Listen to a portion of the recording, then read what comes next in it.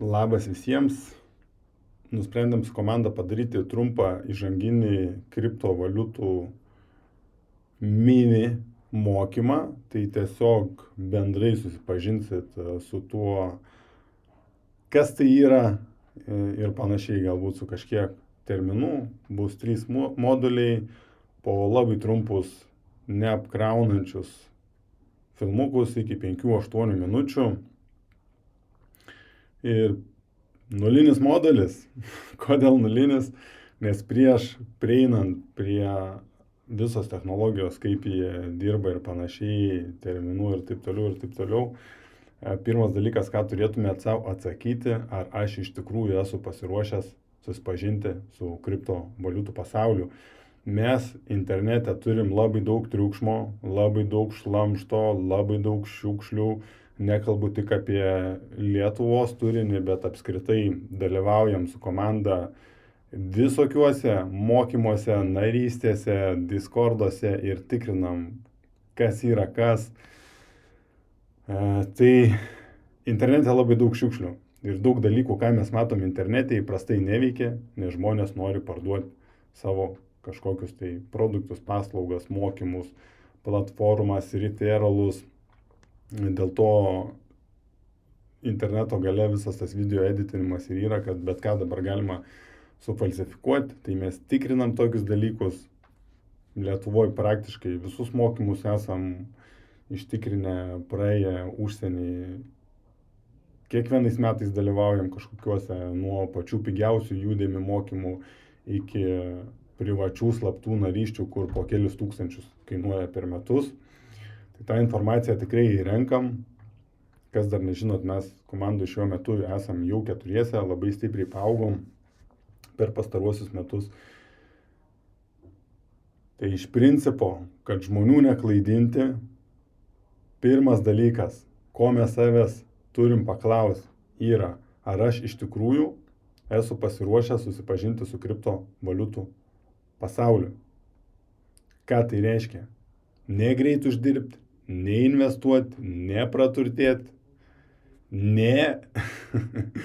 išsigelbėti nuo savo finansinių problemų, nes tas visas miražas internete, tas šlamštas, šiukšlės sukuria daug lūkesčių žmonėm, bet dažniausiai tie lūkesčiai nepasitvirtina ir žmonės atėję į kripto pasaulį pasiblogina, susigadina savo situaciją arba per sukčiavimą, arba per skemus, apgaulės, arba tiesiog neišmanimą, žinių trūkumą ir per savarankišką eksperimentavimą. Realybė yra tokia. Kripto nėra get rich quick scheme, tai nėra lengvas kelias praturtėti. Taip, įmanoma uždirbti pinigus, bet uždirbti galima, jeigu mes tikrai skiriam laiko, dėmesio, mokymuisi.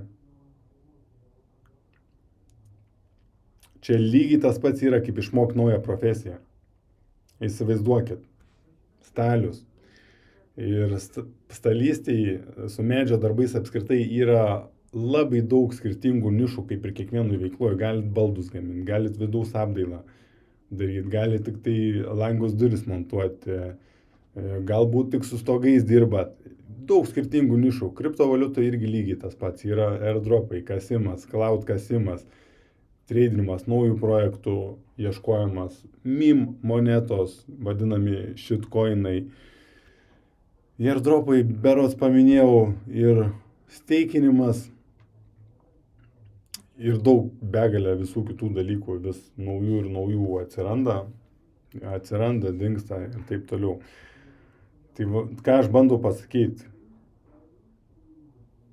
Jeigu ateinate į kriptovaliutų pasaulį, tikslas neturėtų būti, aš ateinu čia uždirbti pinigų. Tikslas yra rasti kažkokią nišą, kuri jums patiktų, kur natūraliai galėtumėt skirti ant laiko iš susidomėjimo. Nes kai reikia skirti laiko, norint kažką išmokti, gali būti ir nepatogu, galima nukelinėti ir panašiai. Bet jeigu susipažįstat su plačiu spektru, kas apskritai yra ta kriptovaliuta, gausis, kad rasit kažkokią nišą, kur jum natūraliai seksis, bus įdomu ir va ten reikėtų skirti dėmesį. Jeigu bus susidomėjimas, bus ir rezultatai. Taip, tai pareikalaus laiko, kantrybės, klaidų ir nuoseklumo. Be viso šito nieko kitaip nebus. Dabar apie įsitikinimus. Daugelis žmonių vis dar galvoja, kad kripto yra apgaulė, kad tai netikra, kad tai burbulas, kad tai vieną dieną išnyks. Aš noriu jūs nuraminti. Valstybės kaupia kripto rezervus. Yra šalių, kur El Salvadoras, nacionalinė valiuta yra bitkoinas. Priimta. Viskas. Šalis kuria įstatymus. Inovacijos naujos ateina. Adaptacija. Patys centriniai bankai kuria savo kriptovaliutas. Instituciniai žaidėjai investuoja ir skaitmenizuoja savo turtą pro blokų grandinės ir tokenizuoja visą turtą. Tai iš principo dabar mes jau esam tiek pažengę, kriptovaliutų yra jau 17 metų. Tiksliau, sausio 3 dieną 2009 metais buvo iškastas pirmas blokas, tai va, dabar yra sausio 2 savaitė. Įsivaizduokit, kad 17 metų ir aš duosiu tokį pavyzdį, kad internetui užtruko 25 metus, kol pasiekė masinę adaptaciją ir dabar kiekvieni namai, kiekviena įstaiga, kiekvienas bankas, kiekviena mokykla turi internetą, nors pradžiai mes priešinomės jam, nežinojom kas bus, visokių spekulacijų buvo ir dėl narkotikų ir prekybos ir pornografijos, lygiai tas pats vyksta ir su kriptovaliutom dabar, bet faktas, kad tai nedings. Ir daugiau vis tiek bus gėrio negu blogio, didesnę naudą mato valstybės dėl blokų grandinės ir taip toliau. Per daug nenoriu įsiplėsti, tik ką aš bandau pasakyti, tai jau yra čia, kriptovaliuta yra jau 17 metų ir kadangi dabar viskas juda daug greičiau, mes masinę adaptaciją pamatysime greitai, dar kokie 3 metai. Galbūt net greičiau. Jau dabar ateina visokie reguliavimai, reglamentai, netgi ir pačią Lietuvą. DAC8 nauja direktyva ES yra. Čia su mokesčiai susiję, žodžiu. Tai vat, kripto ateina, kas yra anksčiau nudegė, galvoja, kad ne, kripto yra skemas, sukčiavimai, apgaulė, bet nuo mūsų tai nepabėgs. Tiksliau, mes nuo to nepabėgsim. Viskas ateina valstybinių lygmenių integravimas ir tikrai geriau yra mokytis, nebūtinai uždirbinėti pinigus iš to, bet supras, kaip tai veikia. Ir jeigu rasit kažką tokio, kas jums įdomu, tai kaip pasiekmė skirsit užtektinai ilgai dėmesio, kaip pasiekmė gausis, kad uždirbsit pinigus irgi. Įsivaizduokit, su kiekvienom inovacijom kažkuri tai žmonių dalis nebežino nei kaip naudotis e-mailu, nei kaip bankiniais appais, nei kaip internetu. Tai su kriptovaliutom bus lygiai tas pats. Tai čia atsiveria daug labai vietos netgi konsultavimo nišoje. Dabar mūsų močiutės seneliai ne visi gali naudoti socialiniais tinklais arba bankiniais prisijungimais ir taip toliau ir taip toliau. Suprantate, apie ką aš kalbu?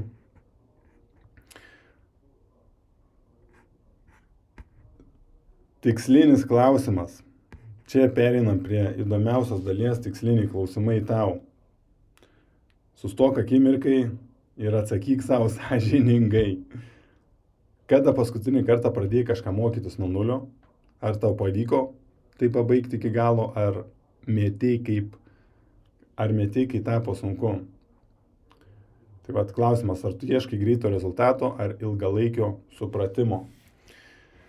Ką aš bandau pasakyti? Pagal statistiką esu dirbęs su Lietuvos kitais lektoriais, nesvarbu kokie tai mokymai bebūtų, kripto nėra apie daugiau. Kripto yra apie mažiau. Ką aš turiu omeny, kad jeigu jūs norit tikrai paimti ir mokytis, žinokit, kad bet kokių mokymų baigimo procentas yra tarp 25–30 procentų. Tai va, savęs reikia paklausti, ar jūs patenkat į tą 70 procentų žmonių, kurie pradės mokymus ir nepabaigs, Ar jūs patenkate tą 30% žmonių, kurie pradeda ir padaro iki galo ir kaip lengviausia yra pasitikrinti, tiesiog paklaus tavęs, ar paskutinius mokymus, kuriuos aš pradėjau, ar aš pabaigiau. Jeigu nepabaigiau, tai kodėl? Galbūt metė, kai pasidarėt sunku. Tai čia ir apskritai reiktų pasidaryti savo laiko analizę, laiko auditą, kaip aš sakau. Ir jeigu jūs neturit net 1 valandos, bent jau 1 valandos per dieną, tiesiog gal nepradėkit. Arba darykit laisvalaikiu, daug informacijos yra ir nemokamai, sekit šitą mano YouTube kanalą. Šiais metais vis daugiau ir daugiau pradėsim įrašinėti tokių video. Pasidarot laiko auditą, jeigu neturit laiko, kai sakau, kad kripto yra apie mažiau, ne apie daugiau, tai nereiškia, kad reikia krauti ant savęs dar papildomus kažkokius mokymus.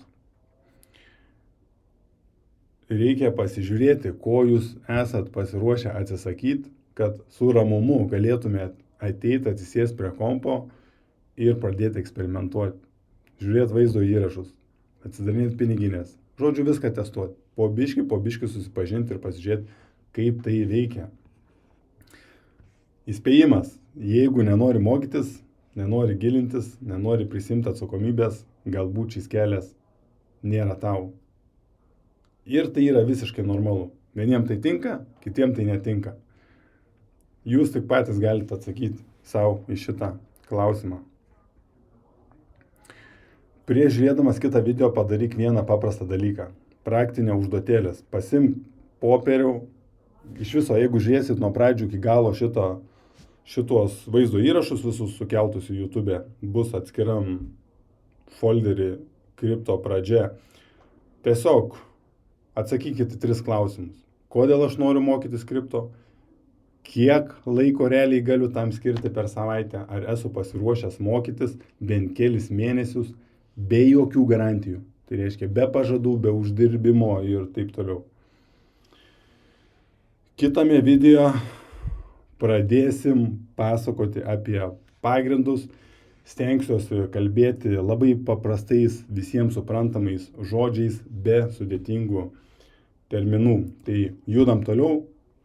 Ačiū, kad peržiūrėt video. Jeigu galit, paspausit subscribe, pakomentuokit, patiktuką uždėkit, padės šitam kanalui augti. Mes vis tiek esam šiuo metu didžiausia, skaidriausia platforma, kuri skatina švietimą, kas liečia kriptovaliutas ir šitas naujas finansinės technologijas. Ačiū už dėmesį dar kartą ir iki.